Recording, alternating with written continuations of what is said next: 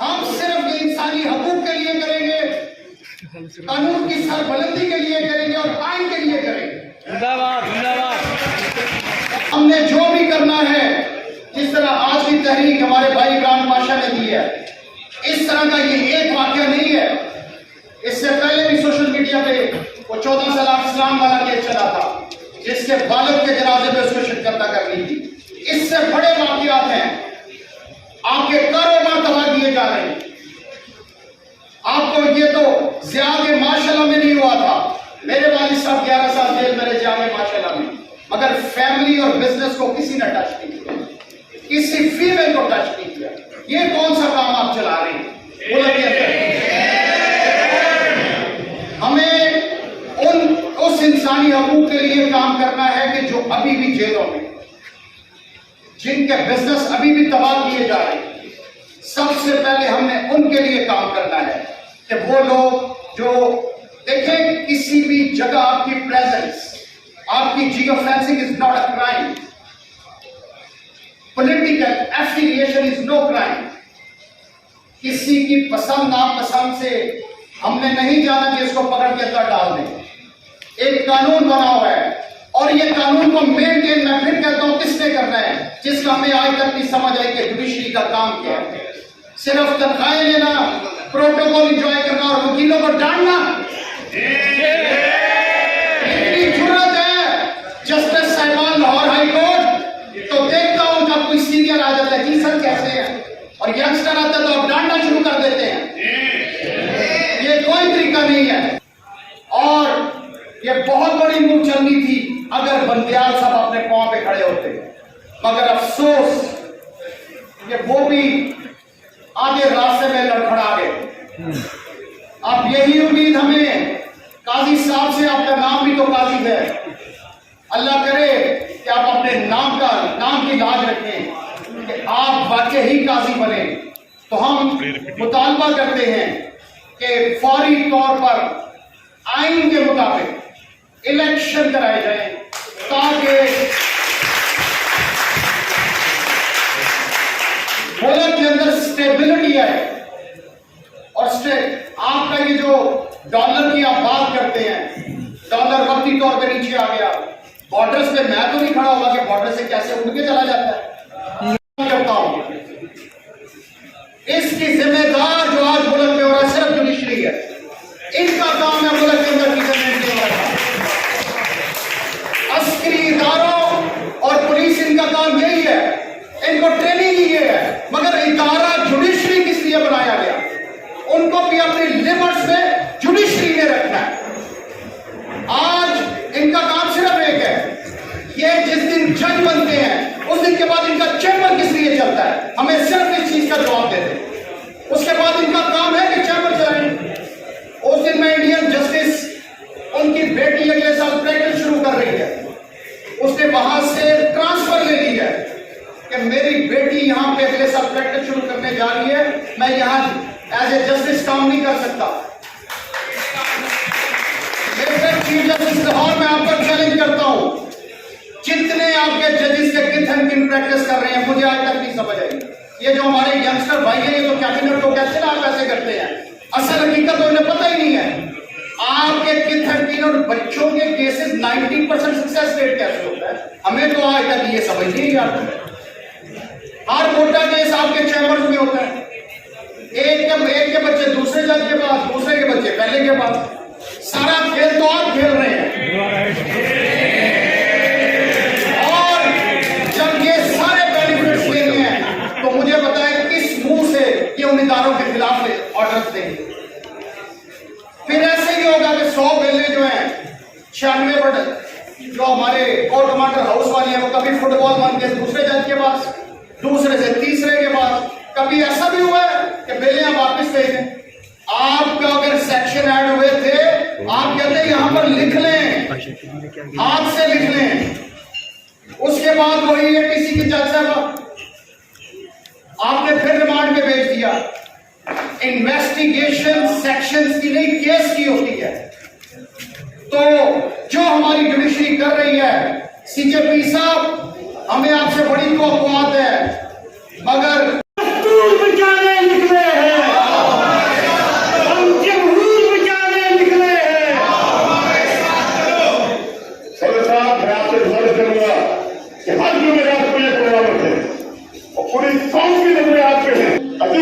जो वायद है उन्होंने यहाँ से तय की।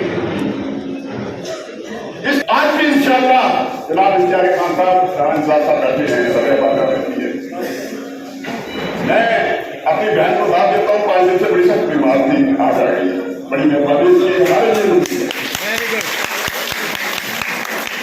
मैंने जब भी से फोन में बात की, इसने कहा भाई फिक्र न करें, मैं साथ में हूँ, कोई आए ना आए मैं खड़ी हूँ। हमें बाल के गद्दारों को चुन चुन के उनके मुंह काले करने हैं और जरूर कर रहे हैं।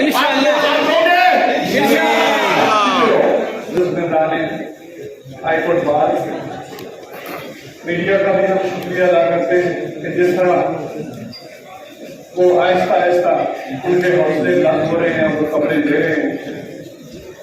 मैं आज गुजारिश करूंगा, मैं मुखातिब हूँ अपने चीफ जस्टिस पाकिस्तान से। ये वही चीफ जस्टिस ऑफ पाकिस्तान है जब इन पे मुश्किल वक्त था। आज ऐसी बातें करते हुए, चाहे वो सुप्रीम कोर्ट के जजेस हों, चाहे वो हाई कोर्ट के जजेस हों, चाहे वो डिस्ट्रिक्ट जुडिशरी हो, इस बात को मैं आज वाज़ेह तौर पे यहाँ बताना चाहता हूँ कि खुदा उस वक्त से डरें जब ये बात इस तरफ का रुख करेगी, जब आपको अपने रिटायरिंग होम में बैठने की भी इजाजत नहीं होगी।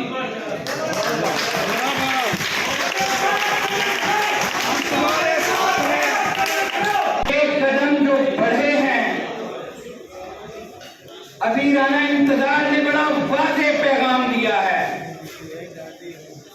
कि इस बार एसोसिएशन का ताल्लुक लाहौर हाईकोर्ट बार एसोसिएशन हो, लाहौर बार एसोसिएशन हो या सुप्रीम कोर्ट बार एसोसिएशन हो, उसका ताल्लुक किसी पॉलिटिकल पार्टी से नहीं है, किसी पॉलिटिकल पार्टी के एजेंडे से नहीं है।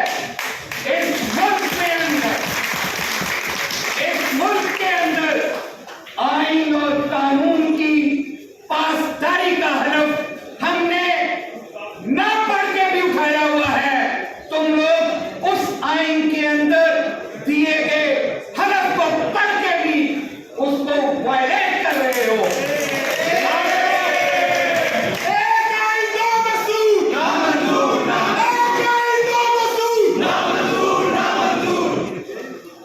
जहां तक बात आई, हमने मीडिया के दोस्तों के तवज्जुह से पहले भी बताया था कि आज अरशद शरीफ की बारी है, कल इमरान रियाज की बारी आई है, और मुझे बड़े अफसोस के साथ कहना पड़ता है कि खुदा ना खास्ता अगर आज प्रेस क्लब के सदर की बारी आ गई है तो फिर तो खुदा ही हाफिज है इस मुल्क का, जो लोग अपनी हकीकी आवाज को नहीं उठा सकते।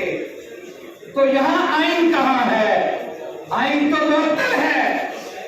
कहाँ गई हमारी हाई कोर्ट, कहाँ गई हमारी सुप्रीम कोर्ट? क्यों नहीं साथियों के ऊपर सुओ मोटो लिया गया? अगर प्रेसिडेंट के घर को तोड़ा गया है, अगर उनके ऊपर कोई पर्चा दिया गया है, तो कहाँ है साफी तंजीमें? क्यों नहीं इकट्ठे? आज भी हम 5 साल के कैमरे देख रहे हैं। बारी आप लोगों की भी है सबकी। मैं अपने आप को भी ये आपके सामने कहता हूं कि कहीं हमने कोई जिरा नहीं पहनी हुई, हम लोग कोई महफूज नहीं है, लेकिन हमारा ईमान अपने रब पे है कि जब तक हमारी इज्जत और तकरीम रखनी है, जब तक हमारी जिंदगी की हिफाजत करनी है, तो कोई शख्स भी आपको आपके काम से रोक नहीं सकता। क्यों हमने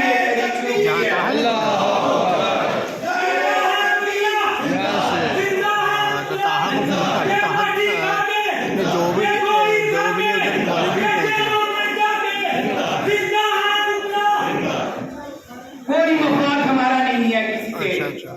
तो उसमें दो मैं बिल्कुल इस रोस्टम के तवज्जुह से कह रहा हूं कि मैं किसी भी पॉलिटिकल पार्टी का ऐसा बेनिफिशियरी नहीं हूं। मेरी पूरी कैबिनेट इन सब लोगों के लिए आज इसलिए खड़ी है जिन पे जुल्म और जबर हो रहा है, क्योंकि वकील हमेशा जुल्म और जबर के खिलाफ खड़ा होता है। हमने आज भी ये तरीके रखे हैं। इफ्तिखार मोहम्मद चौधरी के साथ हमारी कोई रिश्तेदारी नहीं। इस सुप्रीम कोर्ट के तकद्दुस को पामाल किया था। पूरे मुल्क के वकील इकट्ठे होकर निकले और हमने जुडिशरी को रिस्टोर करवाया। रिस्टोर करवाने के बाद अगर फिरौतियां कई कदम में आ जाएगी तो फिर यही कारा कोर्ट के खिलाफ भी तहरीक चलाता है। हम लोग आज तक ये इस बात के इंतजार में हैं कि कब जुडिशरी अपना रोल प्ले करे। मैंने अपने इब्तदाइया में इसलिए बात कही थी कि कल हमारी मीटिंग हुई है। हमारी तवक्कुआत हैं कि चीफ जस्टिस ऑफ पाकिस्तान की पहली तकरीर जो होती है वो ट्रिकल डाउन करती है पूरी जुडिशरी के लिए, वो इस हाई कोर्ट के लिए भी पैगाम होती है, वो इस डिस्ट्रिक्ट जुडिशरी के लिए भी पैगाम होती है। हम तवक्को रखते हैं कि जो हमने आज से पहले चीफ जस्टिस साहब ने बातें की, जो कमीशन किए, जो रिपोर्ट्स दी, जो फैसले किए, आज वक्त है कि उन फैसलों पे अमल दरामद करवाया जाए। आज वो वक्त है उन फैसलों की रूह के मुताबिक आइंदा फैसले किए जाएं, जो कि इस मुल्क में इस कौम की तकदीर को बदलने के लिए जरूरी है। क्या ह्यूमन राइट्स वायलेशन अपने उरूज पे हैं, लेकिन उसके ऊपर कोई फैसला नहीं किया जा रहा। उसको इस बात से मशहूर किया जा रहा है कि अभी प्रोसीजर एक्ट जो है वो उस पर फैसला होगा तो 184 की पिटीशन के बारे में हम फैसला करेंगे। आईन मौजूद है, एक्ट में कोई अमल वाले नहीं है। खुदारा आप 3 जजों से ही मशावरत करके किसी कोर्ट में वो केसेस लगा दें, किसी एक बेंच के पास लगा दें, जो फैसले होंगे हम कबूल करेंगे, लेकिन सर खानों में डाल के उन केसेस को ज़ेरे इल्तवा करके लोगों के हुकूक को पामाल नहीं होने दिया जाएगा। इसके बाद यहां पे बात हुई कि सिविल सोसाइटी को बुलाया नहीं गया। मैं आपको मेरी तकारीर, मेरे हाउस के अंदर की जाने वाली तकारीर, उसमें हमेशा हर बार इस बार का हर मेंबर जो इस हाउस में मौजूद है, जो इस हाउस में मौजूद नहीं है, सिर्फ इजलास के अंदर रहनुमाई की जाती है।